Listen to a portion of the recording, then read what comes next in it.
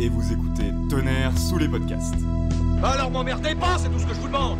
Mais je vais pas entendre déconner toute ma vie. Recevoir des leçons ABC jusqu'à la fin des temps. Merde! Écoute François. Ta gueule, toi! Tu m'emmerdes, toi, je t'emmerde! Je vous emmerde tous un coup de dimanche, petit quoi à la con! Bonjour à tous et bienvenue dans Tonnerre sous les podcasts, le podcast de X. Je suis Alexandre et aujourd'hui j'ai le plaisir de recevoir Maureen. Salut Maureen. Coucou. Et Céline. Salut Céline. Bonjour. Pour parler d'un sujet qui vous plaît à toutes les deux, et ça fait longtemps qu'on doit faire ce podcast, ce qu'on appelle les K-dramas. Donc c'est les Korean dramas. Une espèce de mode qu'il y a eu dernièrement sur Netflix. Il y a eu 15, 20... K-drama ? Ouais, Oh K-dramas. là là, beaucoup plus. Beaucoup plus. Oh là là, beaucoup plus. Il y a un choix énorme. Donc une longue série de séries qui sont sorties récemment sur Netflix, produits par Netflix en Corée, et qui reprennent un modèle de... Alors pas de soap, mais une espèce de ce qu'on pourrait appeler les soap operas, mais très bien produit et très bien fait. Est-ce que ça irait comme description ? À peu près, ouais. D'accord. De toute façon, on va rentrer dans le détail. Ouais. Merci beaucoup à toutes les deux d'être là. Céline, vous la connaissez pas forcément sur Tonnerre sous les podcasts, alors qu'elle est là depuis le début. Même pour moi, elle est là depuis encore plus longtemps, puisque c'est ma mère. Je la connais depuis un petit moment. Hein. Et du coup, je suis très content de faire ce podcast avec vous aujourd'hui. Merci beaucoup. Ben, merci à toi de m'inviter, Alexandre, sur X. Et je suis ravie de partager quelque chose qui m'enthousiasme depuis quelque temps. Et j'en suis même très surprise moi-même. Très bien. Avant de commencer, on fait juste un tout petit point pour vous prévenir d'une super nouvelle qu'on a avec X. Les 15, 16 et 17 avril, on sera au festival Trolls et Légendes à Mons, en Belgique, pour faire un des X-Reports, donc un autre format de notre chaîne, mais reportage. Donc, Trolls et Légendes, c'est un festival de fantasy. Maureen, si tu veux dire un mot... Oui, c'est un festival de fantasy qui regroupe en fait énormément d'artistes, que ce soit des gens qui vont faire des déguisements, qui vont faire de la littérature, de la gravure, du dessin, de la musique, il y a vraiment de tout et pour tout le monde. Donc si ça vous intéresse même juste un petit peu et que vous êtes curieux, vous pouvez vous y rendre, c'est sur 3 jours. Franchement, c'est un super moment. Moi, je l'ai fait il y a 3 ans, avant le Covid, et c'était vraiment super. Voilà, super. Donc voilà, donc ça sera 15, 16 et 17 avril à Mons. On mettra en description du podcast le lien vers le site avec la billetterie, et on espère qu'on vous verra nombreux là-bas. Ceci étant dit, parlons de la Corée. Partons en Corée. C'est ça. Alors la première question que je voudrais vous poser, c'est comment vous avez découvert ces K-dramas ? Comment c'est arrivé dans votre vie, ces longues séries coréennes sur Netflix ? Alors, moi, c'est vraiment un hasard. J'avais une amie avocate sur l'île avec qui j'ai fait un week-end au mois de novembre l'année dernière et qui a dit « Je suis en train de regarder une série coréenne qui est géniale ». Et j'en savais, enfin voilà, on en a peu parlé et moi j'étais persuadée qu'elle parlait de la série dont tout le monde parlait à ce moment-là, qui était Squid Game.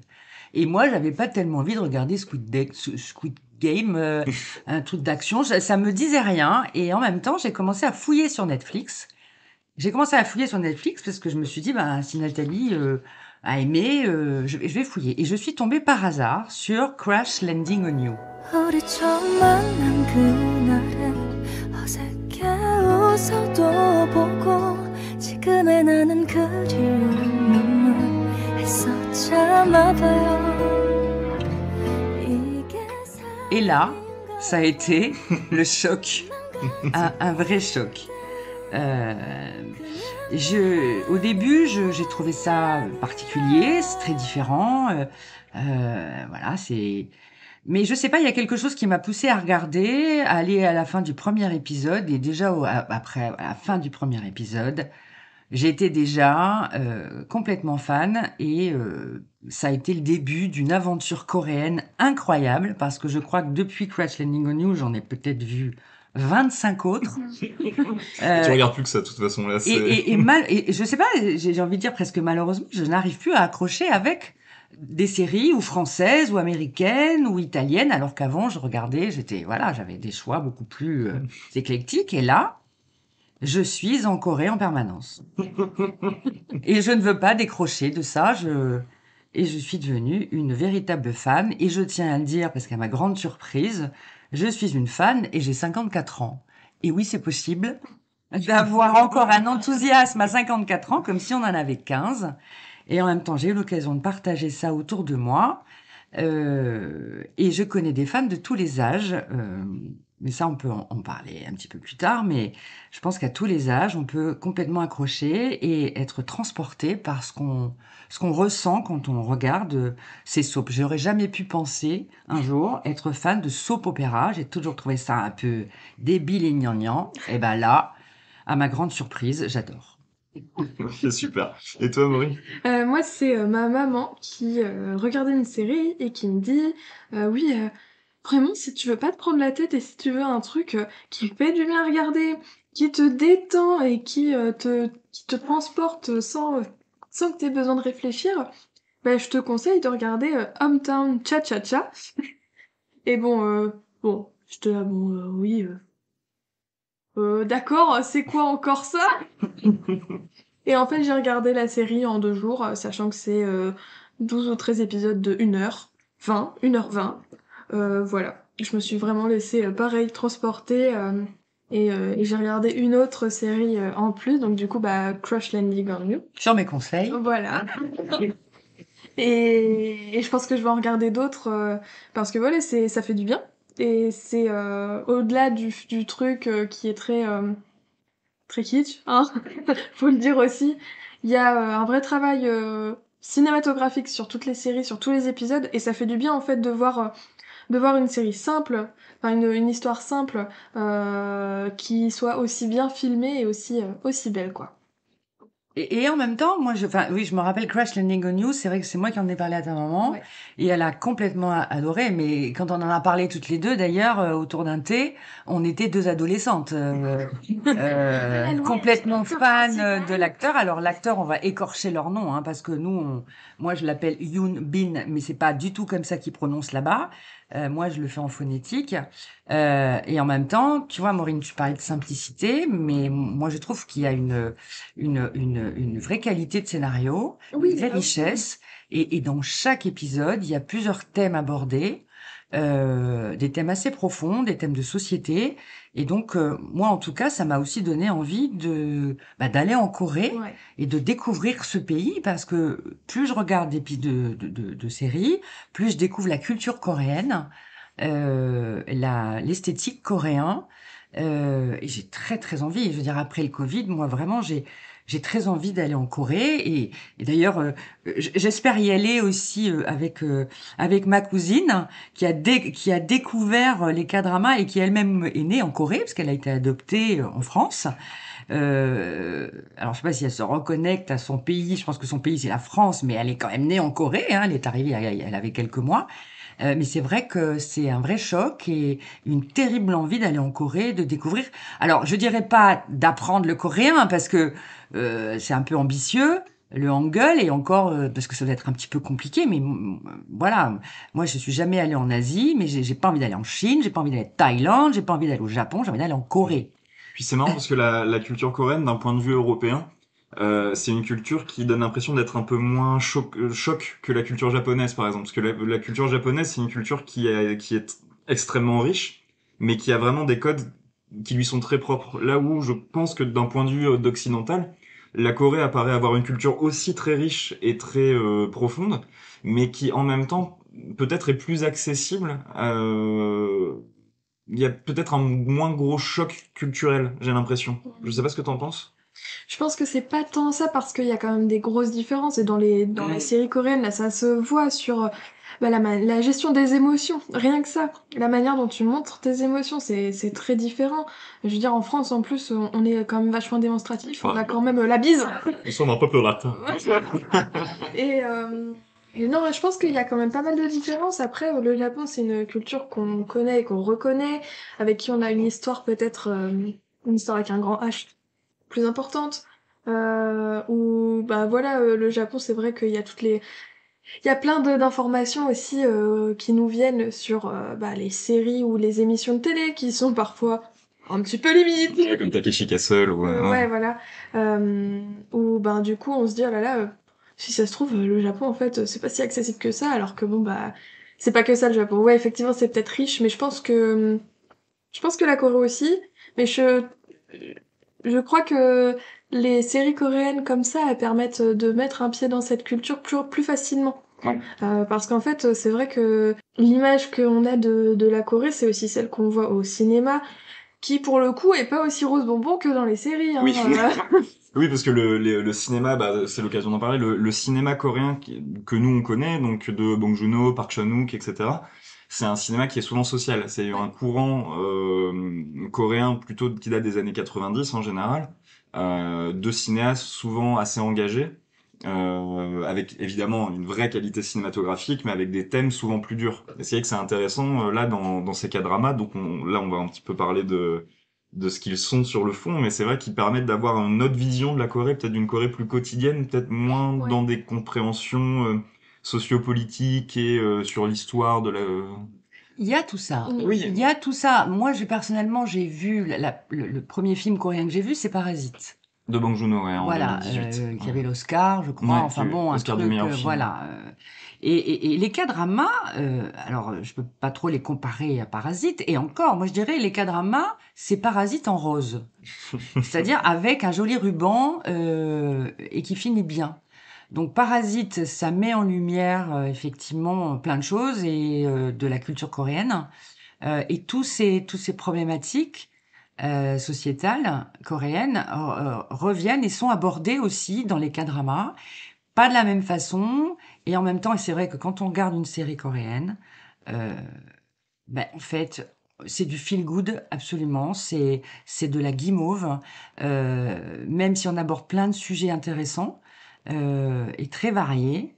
Mais ça finit bien. Et donc, quand on rentre d'une journée de boulot euh, et qu'on se met sur Netflix pour partir en Corée avec ces K-dramas, ça fait du bien. Alors, Parasite, c'est un super film, mais il fait pas forcément du bien. C'est le moins compliqué. Alors que une K-drama, on se met devant et franchement, moi, je bois du sucré.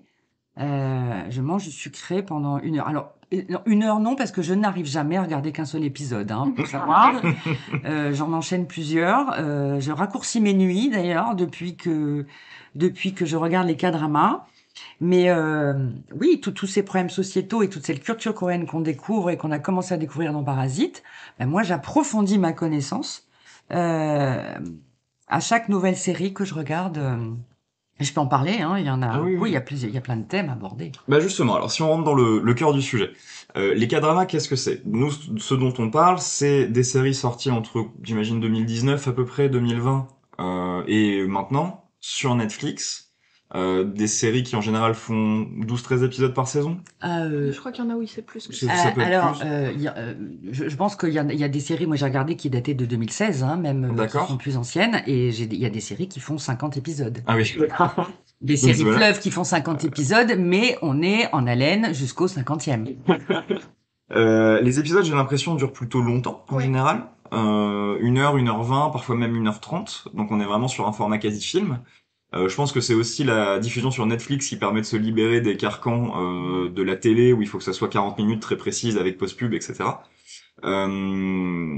Déjà, ce qu'on peut dire et qui unifie ces K-dramas, c'est que ça se passe en général dans la société coréenne, d'un point de vue d'un Coréen.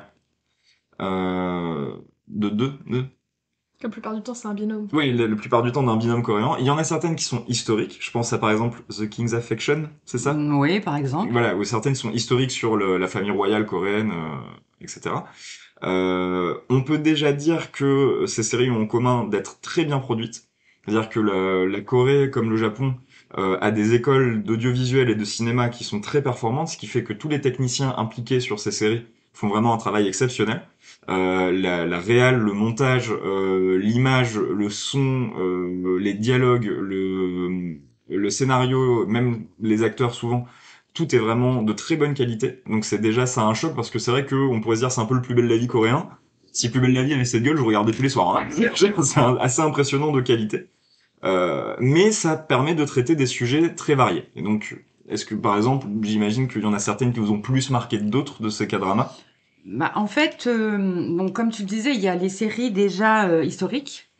Et je pense, j'en ai vu plusieurs, mais je pourrais citer surtout l'emblématique The Empress Key, qui reprend de façon très romancée l'histoire d'une impératrice d'une dynastie chinoise, mais qui à la base est coréenne. Ça, c'est assez emblématique. Il y a effectivement The King's Affection, Queen for 7 Days. Moi, c'est trois séries que j'ai adorées, et à chaque fois, effectivement, on plonge dans l'histoire de la Corée avec la vie des empereurs et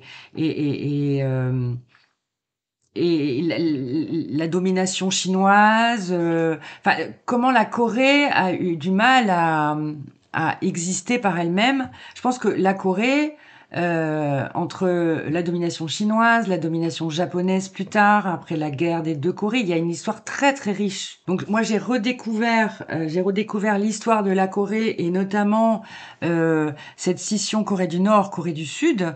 Moi en tant qu'Européenne, voilà, j'ai en tête le mur de Berlin, Berlin-Est, Berlin-Ouest, mais j'avais pas du tout conscience de ce qu'avaient vécu il y a pas si longtemps que ça, il y a 50 ans, les Coréens, quand la Corée s'est coupée en deux, et avec ces deux Corées complètement différentes. Avec une Corée du Nord sous influence chinoise et russe, et l'autre sous influence américaine et anglaise. Et c'est vrai que c'est un peu le thème principal de Crash Landing on You.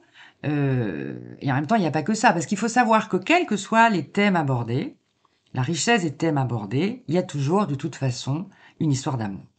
Et une très belle histoire d'amour que toutes les femmes du monde entier aimeraient vivre, quel que soit leur âge. Et ça, voilà, ce n'est pas que des histoires d'amour, il y a toujours d'autres sujets abordés. Alors, c'est ou dans l'histoire, comme je disais tout à l'heure, ou dans l'histoire avec une découverte des empereurs, des rois coréens, de l'histoire de la Corée. Ça peut être ancré dans l'univers de la santé, l'univers des médias, de la politique, de l'édition. Ce qui est bien, c'est qu'il y a le choix, on rentre dans différents univers. En même temps, il y a toujours des sujets communs, avec toujours le pouvoir de l'argent, l'importance de la corruption en Corée. Et puis, ça, je peux en parler un petit peu plus tard, il y a aussi la place de la femme en Corée, qui est assez intéressante à découvrir, avec le poids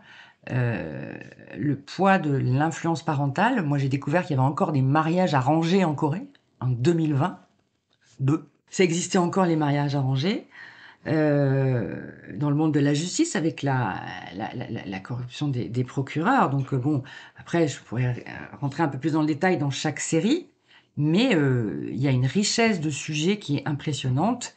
Et moi, je suis assez, à chaque fois, scotchée à redécouvrir effectivement la place, les problèmes, la difficulté d'être une femme en Corée aujourd'hui, et la place de l'homme aussi, du père, de l'aîné, avec le poids qu'ils peuvent porter sur leurs épaules. Mais je crois, donc effectivement, c'est ça qui est intéressant, c'est vrai que j'ai pour l'instant peu regardé, mais à chaque fois j'étais étonné de voir qu'il y avait quand même des moments dans les séries qui étaient pris pour traiter ces sujets-là de manière plutôt intelligente. Il me semble que Maureen, notamment dans Crash Landing on You et Hometown Cha-Cha-Cha, il y a plusieurs fois où tu me disais que ça sortait de simplement le soap pour se vider la tête, et où ça confrontait quand même des sujets très pertinents. Ah oui, du coup, ouais, Crash Landing, c'est donc entre les deux Corées, il y a le personnage principal féminin, elle est coréenne du Sud, et le personnage principal masculin, il est coréen du Nord. Et du coup, il y a vraiment leur histoire, comme c'est vraiment deux univers différents, ça vient vraiment questionner l'image que chacune des deux Corées a de l'autre. Et surtout, ça nous permet aussi de vraiment se questionner, en fait, sur ça, sur ce qu'on nous montre, sur ce qu'on nous dit ou pas. Et on voit, malgré la série, je pense, ce que eux ont eu le droit de faire aussi. Parce que j'imagine qu'il y a eu une forme de censure de la part de la Corée du Nord. On peut pas faire n'importe quoi, je veux dire... comment il s'appelle Kim Jong-un. Non, enfin oui, mais du coup, le film avec The Interview. Ah, The Interview, Ouais, bon, oui. ils l'ont fait. Je suis pas sûre que tout le Ouais, monde aurait pu le faire. qui est un film américain où c'est deux reporters américains qui vont interviewer Kim Jong-un et où, enfin, le film est une grosse parodie. Du coup, ça a failli déclencher une guerre entre la Corée et les États-Unis. La Corée a voulu faire sauter des cinémas américains. Enfin, c'est parti très loin, mais Donc ouais. je pense que voilà, pour Crash Landing, ils voulaient pas en arriver là, c'était pas l'intention du tout de la série. Par contre, voilà, ça permet quand même de poser certaines bases, de se questionner et de se dire ok. Par exemple, il y a la série quand on voit des villages de maintenant en Corée du Nord qui n'ont pas l'électricité tout le temps. Oui. Ils ont pas de plaque de cuisson, ils ont pas tout ça, donc du coup, bah, en fait, ils font eux-mêmes. Ils ont des garde-manger, comment ça s'appelle, des kimchi. Ouais, Ouais. pour garder ouais. Et donc du coup, ben, c'est vraiment la Corée du Sud qui est très développée, très digitale, très ouais, avec toutes les nouvelles technologies, tout ça. Du coup, bah, la Sud-Coréenne, quand elle arrive en Corée, elle est là. Est-ce que je suis en Corée ou est-ce que je suis au Moyen Âge? Parce que c'est vraiment le sentiment qu'elle a, quoi. Et en même temps, on découvre en Corée du Nord aussi la différence entre la capitale, Oui. Ah bah oui, oui. modernisée, Pyongyang, ouais. voilà, qui est quand même assez modernisée, voilà, peut-être pas au niveau de Séoul, mais et effectivement la vie dans les campagnes en Corée du Nord.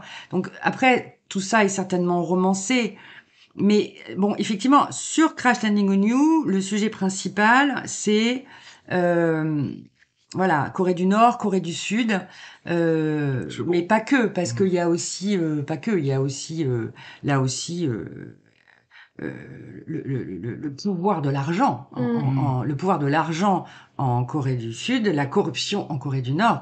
Mais ce qui fait qu'aussi, moi, j'accroche dans ces trucs, c'est que, quels que soient les thèmes abordés, l'amour est plus fort que tout. C'est vrai. L'amour est plus fort que tout.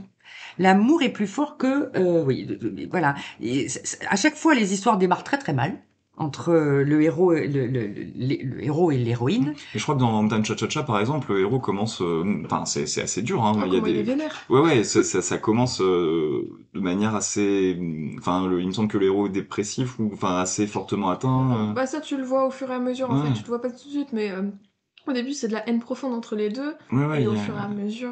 C'est-à-dire que c'est ça, c'est pas nier tout le temps. C'est-à-dire que l'amour gagne à la, enfin, gagne à la fin, mais Mais il faut du temps. voilà, il y a une Ouais. progression. C'est ça, c'est bien écrit, quoi. Il y a une Ouais, progression il y a- narrative qui permet ça. Il y a une progression à chaque fois, et d'ailleurs, toute la série, c'est l'histoire de cet amour qui est clos et qui se développe et après qui s'exprime. Et ce que moi j'adore, c'est que c'est vrai dans les séries coréennes, ça finit toujours bien. Mais autant dans Crash Landing on You, on est sur Corée du Nord, Corée du Sud. Dans It's Okay Not to Be Okay, on est sur le problème de l'autisme, sur le problème comment sont regardés les gens qui ont des problèmes psychiatriques, puisque l'histoire se situe dans un hôpital psychiatrique. Dans Doctors, on est sur dans l'univers du médical, avec la cohabitation argent et santé. Et on voit que le système de santé coréen ressemble un petit peu, quand même, pas mal au système de santé américain. Dans Something in the Rain, avec la même actrice que dans Crash Landing on You, je veux pas écorcher son nom, hein, Son Ying-Ying, mais moi je le dis à la française.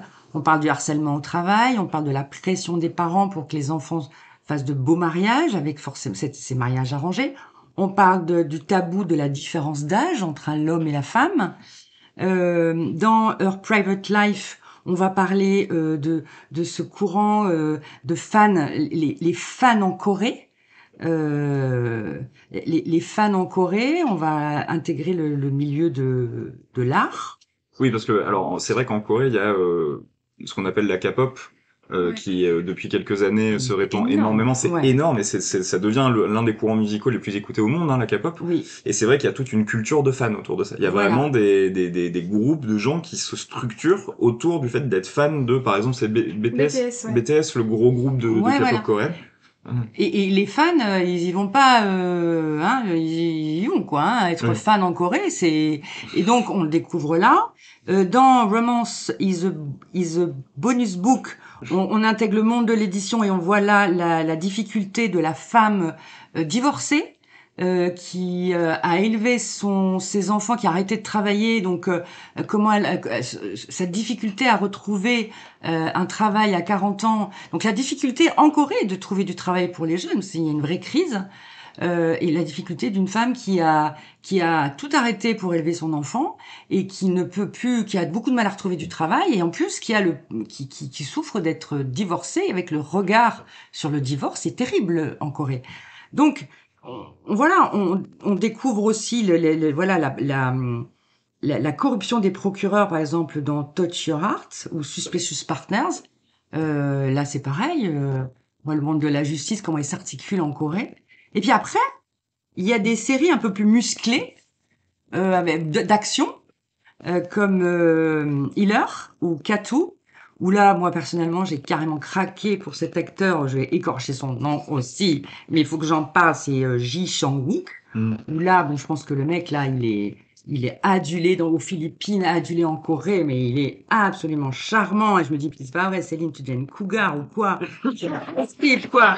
C'est pas possible. Comment tu peux craquer sur un 55 balais pour sur un mec de 35 ans? Mais déjà, Yoon Bin dans Crash Landing on You, oui. Mais alors, il faut savoir aussi pourquoi. C'est parce que, en fait, moi, c'est les K-dramas, c'est mes Disney à moi à 50 ans. Mais j'allais en parler parce que c'est marrant parce que il y a une telle diversité de thèmes traités et au final toujours avec un certain esprit positif et tout que au final la comparaison avec Disney elle peut être justifiée, c'est-à-dire que on est dans un monde qui est accueillant et qui est positif, mais qui traite à travers lui une très grande diversité de thèmes avec des grandes diversités de styles de cinéma.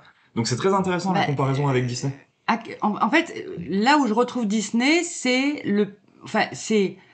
la princesse et le prince, en fait. Mais quand tu dis accueillant, tu sais, je suis pas sûre, hein, parce que quand tu vois justement les séries comme celle que je suis en train de regarder en ce moment, qui s'appelle My Golden Life.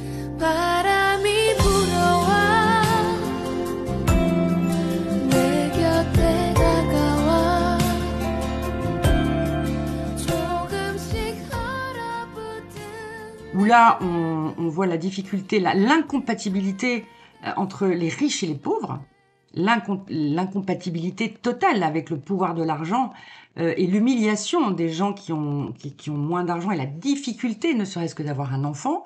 Donc le monde n'est pas forcément accueillant pour eux, mais on a toujours le héros protecteur, sensible qui pleure. Les héros coréens pleurent. Moi, j'ai jamais vu ou rarement vu Brad Pitt et Tom Cruise pleurer. Je suis désolée, mais un homme qui pleure et qui assume sa sensibilité, moi, j'adore ça dans les séries coréennes. Et en même temps, ils sont forts, ils sont protecteurs. La femme a généralement une forte personnalité. Elle en bave, hein, la femme coréenne, mais elle a une forte personnalité. Et donc, il y a ce couple. Cette image du couple dans la série coréenne que moi j'aime, et c'est vraiment des histoires que moi j'aimerais vivre. C'est des histoires que j'ai. Et à un moment donné, j'étais tellement transportée par ça, je me dis mais c'est pas possible. Comment tu peux être transportée par ça à 55 ans? J'en ai même parlé à ma psy. Parce que j'ai dit, écoute là, franchement, Alice, je crois que j'ai un problème parce que je pense que je redeviens adolescente quand je regarde ces séries. Elle me dit non, je crois que ces séries t'aident à te reconnecter à ta partie la plus féminine.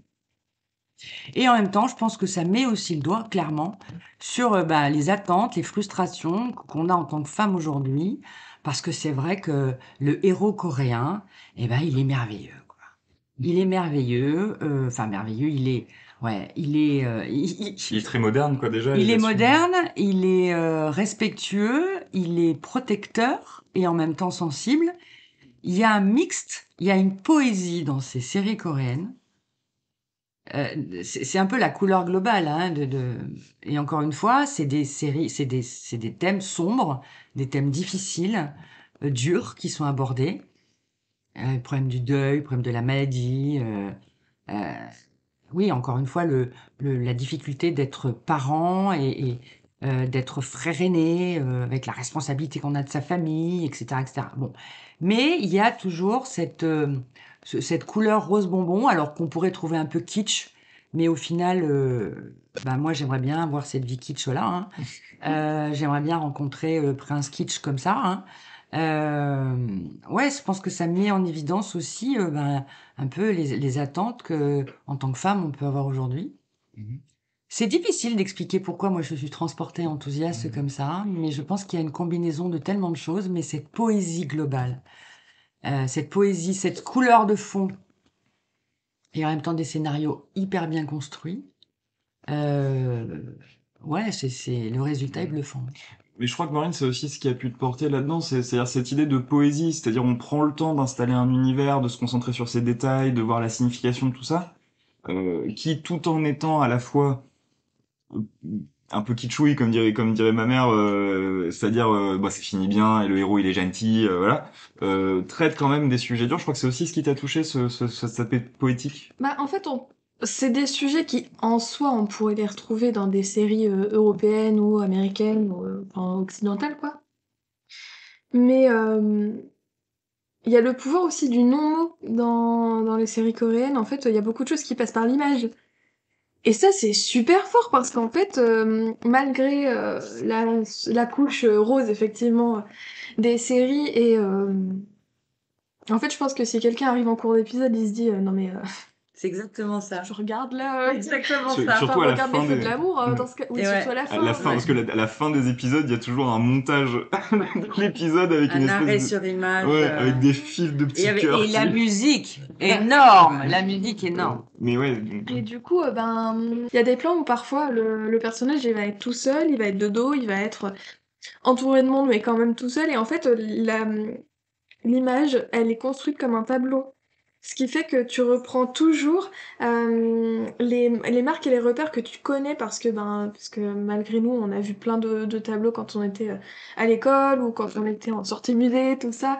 Et donc du coup, il y a un pouvoir dans le montage, pas dans le montage, dans le cadrage et la composition de... la composition, voilà, dans la composition de l'image qui fait que t'as pas besoin de sous-titres, sans mauvais jeu de mots, pour comprendre ce qui se passe, parce que voilà, tu vas avoir la couleur qui va te dire, en fait, là, le personnage, il est triste. Tu vas avoir, il va pleuvoir, ou alors il va faire beau, Et toute la composition générale va te faire comprendre par toi-même que, là, c'est cette émotion que tu dois ressentir.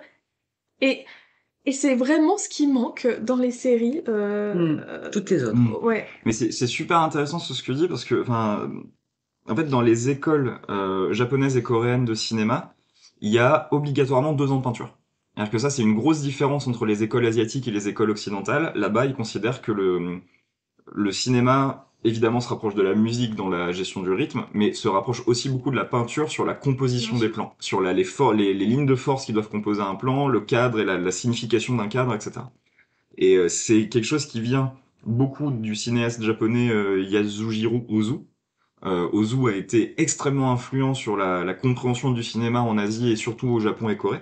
Et dans les films de Ozu, c'est vraiment ça, c'est-à-dire qu'on a des longs plans où il se passe pas grand-chose, mais la composition et le cadre du plan est tellement belle et travaillée que rien qu'avec ça, on comprend tous les enjeux et toutes les émotions transmises par ça. Mais c'est vraiment un pur art cinématographique, c'est par une compréhension de l'art cinématographique et de la composition qui est à l'intérieur. Et du coup, c'est vrai que n'importe quelle production coréenne ou japonaise, mais surtout coréenne, bon, il y a des tâcherons comme partout, mais il y a vraiment ce souci du cadre qui est très prononcé, ce souci de la lumière et de la couleur qui est très prononcé. Et c'est vrai que moi, c'est ce qui m'a vraiment choqué devant Crash Landing on You quand je voyais des épisodes à la volée, c'est que il y a une vraie qualité d'image et un vrai travail de réalisation qui est extrêmement rare sur des séries, même sur les séries récentes Netflix. C'est-à-dire voilà, qu'on c'est sent ça, que là-bas, ouais. c'est une manière d'aborder la chose. Oui, c'est de la télé, mais ça reste de l'audiovisuel. Et puisqu'on filme des choses, eh ben on va réfléchir à ce qu'on cadre, comment on le cadre, comment on le compose. Et ça, c'est une vraie force de ces séries. Au-delà je pense, de ce qui attire les gens vers ces séries, qui est les scénarios, la positivité que ça peut avoir, l'aspect social que ça peut traiter, c'est vrai que voilà, je pense qu'on y vient pour ça, mais qu'on y reste parce qu'il y a un vrai savoir cinématographique qui est à l'œuvre dans ces séries. Inconsciemment, ça doit jouer parce qu'effectivement, c'est difficile c'est difficile de comprendre pourquoi, voilà, moi je suis fan comme ça, j'ai du mal à mettre des mots. Effectivement, je pense que consciemment, cet art cinématographique, cette esthétique-là, certainement, elle contribue. Mm. Et en même temps, pour être un peu plus léger, il y a quand même des trucs très drôles. Ah bah oui. Ah oui, Non oui, mais oui. c'est quand même très drôle parce qu'ils sont capables, les Coréens, de te montrer qu'un politique peut tout acheter par l'argent. C'est-à-dire qu'il y a une manipulation, il y a un pouvoir de l'argent qui est énorme, il y a une place de la corruption qui est énorme, et en même temps, ils vont jamais te montrer un mec en train de fumer une clope. C'est-à-dire que le mec, il va avoir la clope dans la bouche, mais jamais il l'allume. Et s'il l'allume, il faut qu'il soit de dos. Jamais il ouvre la bouche quand il s'embrasse. Ah oui, c'est vrai. Mais alors, c'est dingue. Et puis alors, surtout, ils sont habillés dans le même lit. Mais jamais on va voir un bout de bras, un bout de peau. Ah oui, c'est Il y a vrai, une ouais. pudeur. Oui, c'est très pudique. Mais c'est fou, quoi. Je veux dire, j'ai vu des gens qui s'embrassent sans bouger la bouche. Tu te dis, mais en 2022, comment c'est possible, quoi? Mais surtout, moi, jamais montré une clope, jamais montré une langue qui dépasse de la bouche quand on s'embrasse. Et le truc hyper rigolo pour rester très léger, c'est que, ok, là-bas, la propreté, c'est important. Mais le mec, 1m90, beau comme un dieu, les lèvres un peu botoxées, c'est vrai, parce qu'on en parlera tout à l'heure aussi, mais alors, il y a quand même la dictature de la beauté là-bas, c'est un truc de dingue. Ils sont tous parfaits, hein, ils ont des peaux incroyables. Les nanas, elles ont 40 ans, elles en font 20. Les mecs, des peaux incroyables, des grosses lèvres, enfin bon, tout est nickel. Et putain, quand il arrive chez lui, on le voit en pantoufles. Et là, franchement, tu te dis, tu peux pas garder tes pompes pour rester sexy même quand t'es chez toi. Eh ben non, là-bas, quand on arrive à l'intérieur, quoi qu'il arrive, on se met les pantoufles. Bon, alors le prince charmant en pantoufles, au début, ça fait drôle. Mais voilà, c'est des trucs rigolos aussi qui font découvrir une autre culture, quoi. Mm. Et j'ai envie de dire, remets tes pompes, quoi, remets tes jolis mocassins, enlève tes pantoufles. Maintenant, quoi qu'il arrive, le héros, même si c'est un champion de karaté qui va casser la gueule à 20 mecs en 5 minutes, putain, il rentre et il a les pantoufles. Trop dommage. C'est aussi ça, la Corée. Ce qui est intéressant avec ces séries, c'est que, en plus du fait qu'il y a une grande diversité de thèmes, comme vous avez pu le dire, ça reste quand même des séries qui s'ancrent dans une certaine culture coréenne. Et donc, il y a forcément des thèmes qui sont, enfin, qui traversent ces différentes séries et qu'on retrouve de série en série, d'épisode en épisode. Je crois qu'il y a certains thèmes qui t'ont particulièrement marqué d'ailleurs. Oui, c'est bon, et les liens filiaux. Euh, voilà, les aînés, les parents ont une influence incroyable. Je veux dire, la famille en Corée, alors peut-être en Asie, hein, je sais pas. La famille en Corée, c'est un poids, une influence énorme. On prend soin de ses aînés jusqu'à la fin, quitte à s'endetter à vie. Enfin, il y a une loyauté, une fidélité, un sens de la famille qui est assez particulier, qui est intéressant à découvrir dans chaque série, effectivement. Et ce qui m'a marqué aussi, c'est la place du destin. Alors, je pense que ça, c'est très asiatique. C'est vrai que quand on regarde ces séries coréennes, on n'a plus du tout envie d'aller chercher un mec sur Internet, quoi, hein. Parce que, en fait, mon Dieu, c'est la mère qui parle comme ça devant son fils. Mon Dieu. Et oui, donc en fait, ouais, c'est le destin. C'est-à-dire que quand on vit des choses, quand on se rencontre, c'est le destin, la force du destin. Il croit au destin. Et c'est vrai que ça, je pense que c'est asiatique jusque coréen, mais euh, j'ai redécouvert ça, et c'est ça qui fait aussi que ça fait des très jolies histoires. Je veux dire, une histoire d'amour qui est écrite par le destin, c'est quand même une plus belle histoire d'amour que sur Mythique, hein. Il n'y a pas qu'à dire, quoi. Donc, et c'est vrai que ça, c'est joli. Et je pense que ça contribue à la poésie à la poésie que je trouve. Après, qu'est-ce qu'il y a comme autre point? Oui, ben, globalement, hein, c'est le pouvoir de l'argent, mais l'amour qui est plus fort que tout à la fin. Mm. Mais mon Dieu, il faut en passer par des aventures, hein, pour arriver à une jolie fin, hein. Mais c'est pour ça qu'on peut passer des nuits sur Netflix, hein. Mm. Ce qui fait que du coup, si on devait un peu reprendre tout ça, ça fait des séries où déjà il y a une énorme diversité, il y a au moins 50 choix différents de séries. Tout le monde peut s'y retrouver. Voilà, tout le monde. S'il y a un thème en particulier qui t'intéresse, il y aura une série pour toi, quoi. Moi, il y en a une là où c'est c'est un Coréen qui revient de la mafia italienne, et genre c'est une confrontation, je crois que ça s'appelle Vincenzo. Oui, c'est un Coréen. D'ailleurs, c'est un acteur très connu qui a fait une série qui a beaucoup eu de succès, c'est Descendant of the Sun. Tout à fait. Moi, je l'ai pas encore regardé, mais j'ai ma cousine qui l'a regardé, elle a adoré. Effectivement, c'est un acteur très très connu. Après, on en a pas parlé, mais il y a aussi les séries fantastiques. Il y a une série qui est très sympa aussi, qui est très connue, c'est The King Eternal Monarch.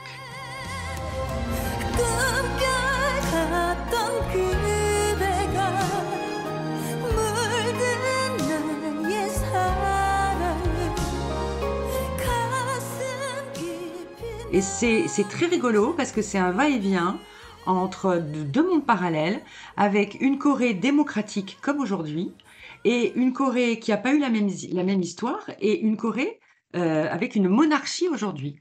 Et c'est super intéressant. Donc, comme quoi, les thèmes sont très originaux.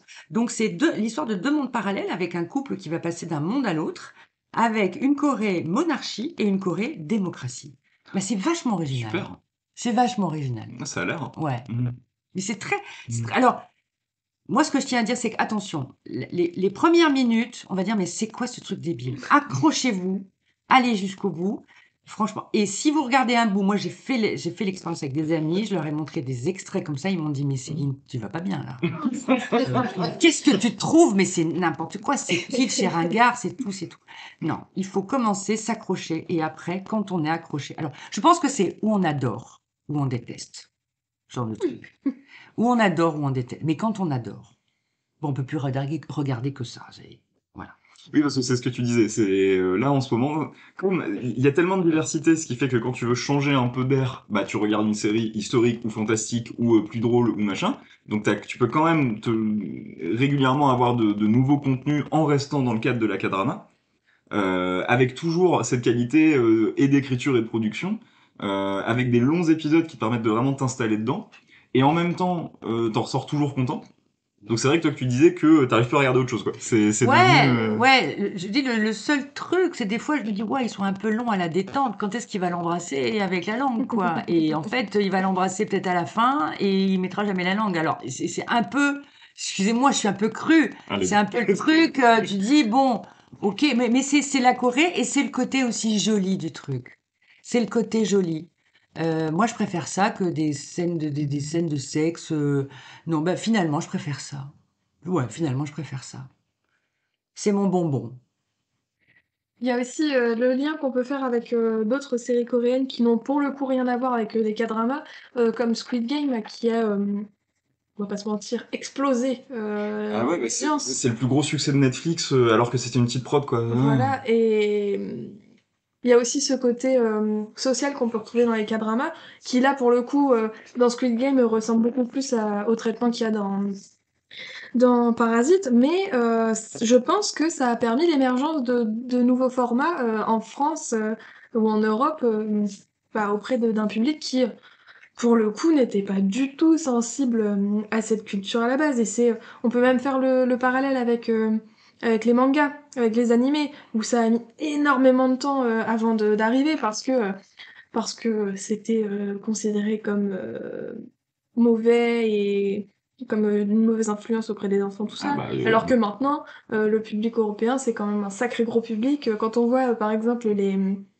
les chèques pour les 18 ans là qu'il y a eu, où c'était 80%, c'était ah bah j'ai acheté des mangas avec. Mais c'est ça. Voilà. Alors qu'il y a encore 25 ans, t'entendais les politiques français dire que si la France allait mal, c'est à cause de Goldorak et qu'elle ne survivant, Voilà, quoi. c'est Mais ça. ouais.